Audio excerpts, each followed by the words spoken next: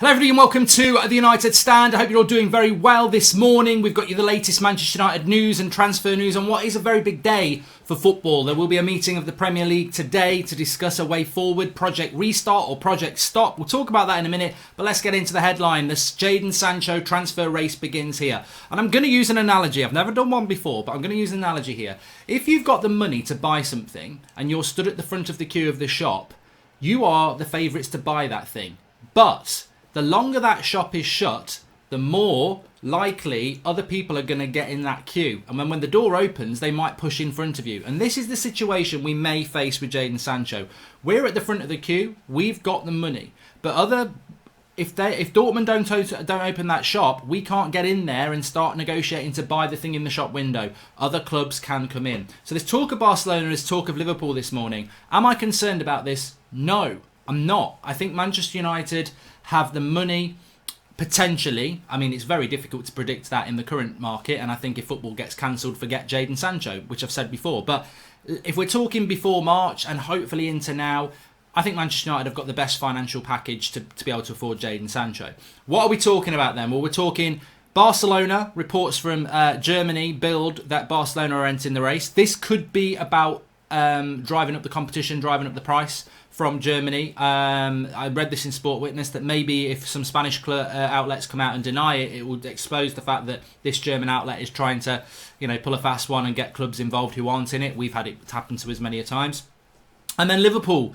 This is coming from the fact that, we've got to report this because we did the water drinking the other day. Trent Alexander-Arnold was on Instagram talking about how great it would be for Jadon Sancho to come to Liverpool and what a great player he is. Jadon Sancho was watching and did the eyes, sort of like watching it. Look, I don't think we've got any divine right to say Jadon Sancho wants to come to Manchester United. I've never said that, and I don't think we should think that. Manchester United want Jadon Sancho. They're at the front of the queue. They want to do this deal. They're in love with Jadon Sancho. All the quotes that we've had, whether it's from me, whether it's from Fabrizio, whether it's from other people, I think we can all collectively say, you as well, that Man United want Jadon Sancho. We know that situation. And we know that Dortmund will sell if he wants to go at the right price. Does Jadon Sancho want to come to Manchester United? Yes, of course he does. Manchester United, one of the biggest clubs in the world, playing in the Premier League, the reputational enhancements, the stadia, the fan base. It's a dream. Of course he wants to do that. Is it his only dream? Well, look, if Manchester United don't offer the right wage, or they're not in the Champions League, but Liverpool do, or Chelsea do, or Barcelona do, Jadon Sancho's not obsessed with Manchester United. His mind can change. So we must never be that arrogant to think that, he's only got eyes for us. Clearly, he's quite literally got emoji eyes looking at Trent Alexander-Arnold at Liverpool. His job is to do the best for his career. And he did that at Manchester City. He took himself away from Manchester City as a teenager to go abroad, and it was a great move. Do you think he is now going to look back on that thing that he did and go, you know what, now I'm just going to be a mercenary at Manchester United. Don't care where they are in the league, I just want to earn big money and get on the back of magazines and model kits. No, he wants to develop his career. United have got an opportunity to offer that. Look at Wan-Bissaka, look at Bruno, look at Harry Maguire, look at us getting the Champions League. It's ticked all the boxes, where do I sign? But if some of them things slip away, bad results, no Champions League football, we don't offer the right package, and Liverpool did, then we could lose him. Do I think it's going to happen? No, I don't. Do I think Liverpool can afford him? No, I don't. Do I think Barcelona are in for him? No, I think, as Fabrizio said the other day, Barcelona want Lautaro Martinez from Inter. They might want Neymar. They're not going to be able to afford Sancho in this market. Do I think Real Madrid want? I think Real Madrid are more likely, but I think Real Madrid probably want Pogba. So, and maybe somebody else. I think United are the only viable option with Chelsea that want Jadon Sancho. And in a straight fight between us and him and them, I think we will get him. But we must never be arrogant to say, we want him, fact. Dortmund will sell him, fact. Jadon Sancho obsessed with Manchester United? I wouldn't say obsessed. I'd say he wants to come. But I wouldn't never be surprised if he went, well, look, they're not in the Champions League. I don't really like that offer. I'm going somewhere else. I think that's possible. But I still think massively favourable that he'll come to Manchester United. I want to talk about Werner. I want to talk about another centre-back. But I also want to talk about this Premier League restart thing today. It really is dividing opinion. And we have got a show at lunchtime with Chris from Redmen TV, who's a Liverpool fan, which I think is going to be really interesting, even though you're probably going to disagree with what a lot he's got to say. A lot of people, look, the reason I don't like politics, and I think there are certain people who have got blue ticks, who are ex-players, who are making it political. There are certain people in the media who are making it political. The thing I don't like about politics is it's not about sitting round a table and having both sides. It's about convincing people that you're right and getting people to vote for you or retweet you. That's what politics is, and I think this is all becoming about politics. There's definitely a strong side, and I'm starting to sway towards this side where, why are we bringing football back if it's not safe? I get that. I absolutely get that. But what my argument has always been is stop talking about September. Stop talking about Jadon Sancho. There's going to be no change in the risk of a footballer getting a virus in June or September. In fact, in September and autumn, we will get the natural flu pandemic that comes back, or flu cases will go up, and that might well happen with this. So starting a season in September, October is worse than trying to start a season in June, really. And that's been predicted, that could be the case. So I think if you want to cancel football, let's just all get our head around the fact that we'll cancel football till next summer. I mean, a year. And do people want to do that? Can they afford to do that? I don't think so. So there's definitely, what I'm trying to say is there's a debate to be had here. It's just too many people are going, oh, it's not safe, it's stupid, this, that, the other. You're absolutely correct. But what's your solution? Because if we don't find a solution, then we're going to ruin football forever. And if that's the case, that's the case. I wouldn't say I'm relaxed about any scenario, but that people are just saying cancel it. But what's your solution? What are you saying? And don't say, well, we'll still sign Sancho and we'll start again in September. Never going to happen. If we cancel football from a Manchester United point of view, or a Liverpool point of view, or Arsenal, well, Liverpool will lose a title, but from an Arsenal point of view, you're not buying players. The loss in revenue is huge. Absolutely huge. And you get someone like Sergio Aguero coming out and saying, you know, I fear for my family and friends and young children. Look, you say that, that's going to resonate. Of course it is. But until a Liverpool player comes out and do it, I don't think it's hard to get its sensitivity rise. But Sergio Aguero is coming towards the end of his career. He's one of the best Premier League players there is, and he's a multi-millionaire. Not playing football for him for a year is very different for a Mason Greenwood not playing football, who loses a year of his career when he's trying to develop, or a Liverpool player who wants to win the title, or a Leeds player who wants to get promoted, or a Leicester player who may not be in the Champions League if they don't get to finish the season. So it's not, what I'm trying to say, one argument doesn't solve the thing. I heard on TalkSport today that Ray Parlour was saying, you know, if we're even talking about it being safe, that shows you that it's not safe and we shouldn't be talking about it. And I'm like, hello, Ray. I mean, it's TalkSport, but like, there is another side here. We went into lockdown for people think it's a different reason. We went into lockdown in this country to stop the NHS being overwhelmed. That's what it was. It wasn't to stop everyone dying, because that's impossible. Unfortunately, sadly, that is impossible. We went into it to stop the NHS getting overwhelmed, and that appears to have happened, and a lot of people have still died, and a lot more people would have died if we hadn't done it. But if the purpose of lockdown was just to stop everybody getting this disease and stop everybody dying from it, one, you're never going to achieve it, and two, what? We're just going to lock people up for 12, 18 months until there's a vaccine. There's always going to be an element of risk. People want to say, well, you know, you can't compare footballers playing football to NHS workers. No, that's a ridiculous argument. The NHS are saving lives. Footballers is an entertainment sport. If footballers don't want to do it, they don't have to do it, right? But there are people going to work who aren't NHS workers who have no choice, like delivery drivers, builders. There's a lot of jobs that have carried on working that don't have the option unless you don't want to get paid. Like, you don't have to go to work, but you don't get paid. So, and I think this is where people are getting a little bit confused. Of course, footballers don't have to do it, and it's an entertainment sport.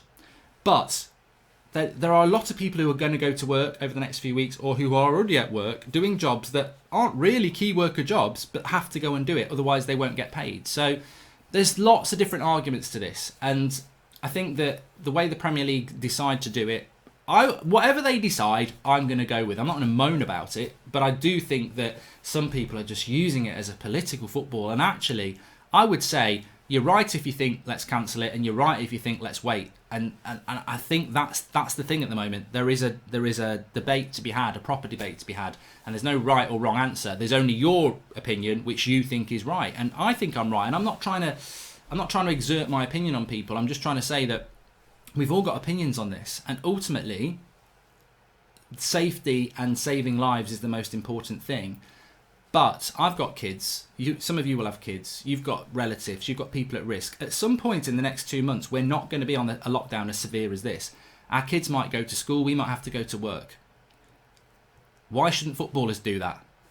That's what a lot of people are thinking. Why shouldn't footballers do that? We're not talking about tomorrow when we're all on lockdown. We're talking about in June when schools, hairdressers, a lot of people are going to be back at work. So why shouldn't they go back to work? And look, maybe they shouldn't, and maybe they won't.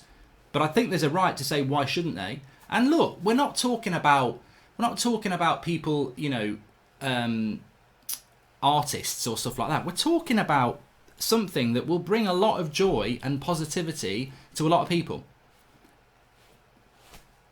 Is there a guilt trap attached to that? I'm not so sure. But we'll get more into this at 1 o'clock. But I just think that you're right, whatever you think. But people need to listen to other people's opinions as well. And also, let's just not be so sensationalist about what a blue tick person on Twitter's saying, because they've got their own ego to feed.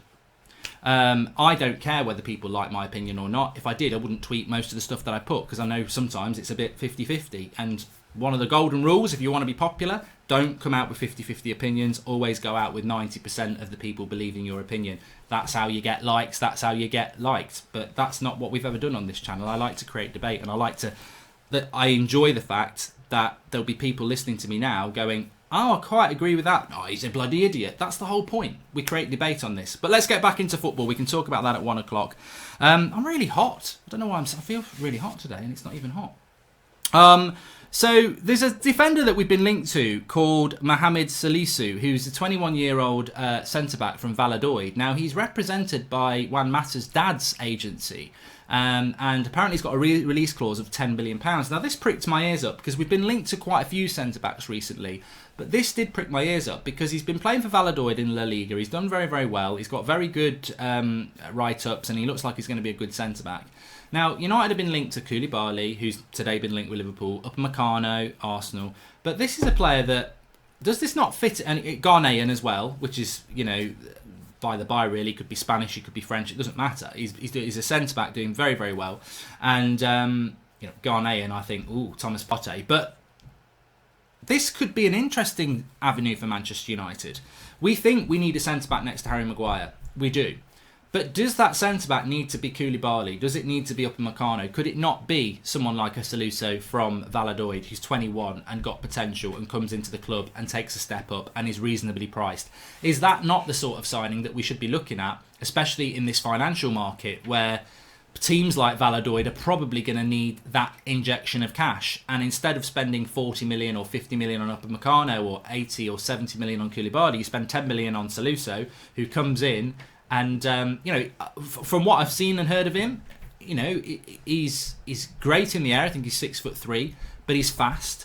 I'm not saying we're going to sign him, but I do think that those sort of centre-backs are quite interesting. Reasonably, I've got no problem with United buying these sort of players anymore. These sort of players that have proven themselves at a certain club, and then they take the step up to United at a reasonable price. Whether it's Dan James, Jude Bellingham, Aaron Wan-Bissaka at a little bit more price, Bruno Sporting, they're all the same sort of player. They're at a club that's not as big as Manchester United. They've proved themselves at that club, and then they take the step up. So I think that's quite interesting. Another thing that was interesting, we didn't really get into it much last night because we had Phil on and we were talking about other things. Timo Werner, Manchester United priority. Manchester Evening News talking about right wing, centre forward and centre midfielder, and Timo Werner being tracked by Manchester United. But more depth in that article in the Manchester Evening News spoke about statistical analysis and how Manchester United are looking at far more data in their recruitment strategy these days, and they were talking about Grealish and Timo Werner. I would just love to know what our strategy was before the last 12 months, before Ollie came in, because what was our strategy before? Retweets, followers on Instagram. I mean, surely the data and analyst of a player has been going on at this club for longer than 12 months, because we see more and more of this now. And what surprises me about it is, really, apart from Ole Gunnar Solskjaer, so many people at that club have been at that club. Edward would only said 5 months ago that we've got scouts that have been in this club. They're brilliant. They've been here for a decade. He's been here since 2012. Many of our coaches and recruitment people have been there for many years. So why have we suddenly become competent at doing transfers properly? And I don't think we have. I think we've had the data analysts. I think we've had the recruitment specialists. I think we've had the scouting. I just think the person at the top of it has changed. I Don't know this for a fact, but I think Ed Woodward was too hands-on on some of the decision-making of players, and now he's not. And now we're reaping the benefits. And maybe in the past, these data analysts would say you need to look at a Saul Niguez or you need to look at a Timo Werner, and he was like, nah, I want a Zlatan. I want a Pogba. I want a Di Maria. I want that big name to sell shirts. Whereas now, last summer, is Harry Maguire a shirt seller? Well, he will be now because he's become a fan favourite, but he wouldn't have been in the summer. Wan-Bissaka, exactly the same. Dan James, not a chance. Bruno's a bit different because he's a fan service signing that the club actually should have signed, so that works out well. Jude Bellingham, is he a shirt seller? I mean, Sancho's a shirt seller, and that's the sort of, every now and again, I think every couple of years, United should be signing a player like that that's world class and has that appeal. But I think we've moved away. I think what's happened with United is it's not a sudden let's look at the data, because that absolutely ridicules the last 6-7 years where we've had the same staff.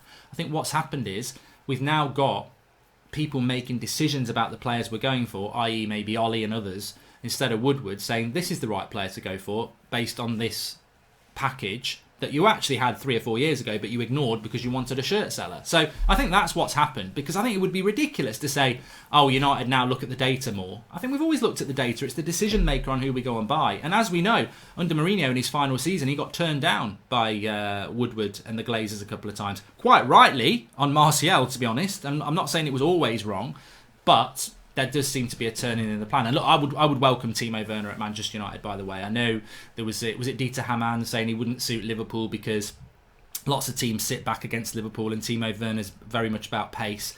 I think that's a bit too simplistic to just say a player's only good on the break. I think Timo Werner in a United shirt would get a lot of shots on goal, and he's got a very good shot. And also he can play across the front three. I would love, I said it last night, if United got Werner and Sancho, what becomes of next season? And people panic and go, he will want to start games. Well, I don't really care if he wants to start games or not. Let him start games if Martial's not playing well or Rashford's not playing well or they're injured or whatever.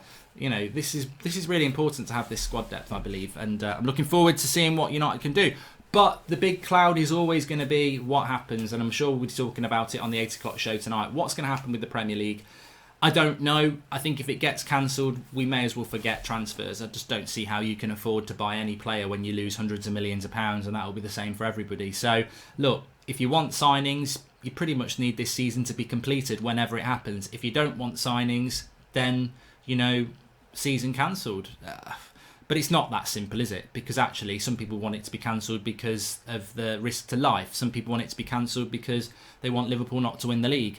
Some people want it to go ahead because they feel that that we should do it and it means a better future for Manchester United. And I don't, you know, as I've said before, I don't care if we come back and return and do this in March next year. I just think we should do it. But if we don't have football for a year, we forget the lower three tiers in English football. They'll be gone. They won't exist anymore. So big decisions to be made, grown-up decisions to be had. And I think, unfortunately, it's become a political football now where angry people on one side, angry people on the other. And actually, to solve a problem, people need to come together and talk it out properly instead of being, this shouldn't happen, this should happen.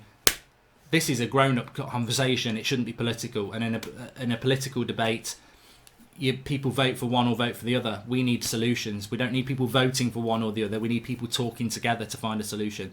Thanks everyone for watching. I'll be back at 1 o'clock with the Liverpool fan. Let's see what he's got to say and the latest news. Subscribe if you're new, smash a like, have a great day, and don't worry about Barcelona or Real Madrid or Liverpool signing Sancho. If we can get this deal done and get this season completed, I think we will get Jadon Sancho. If we don't, I don't think anyone's going anywhere. Speak to you soon.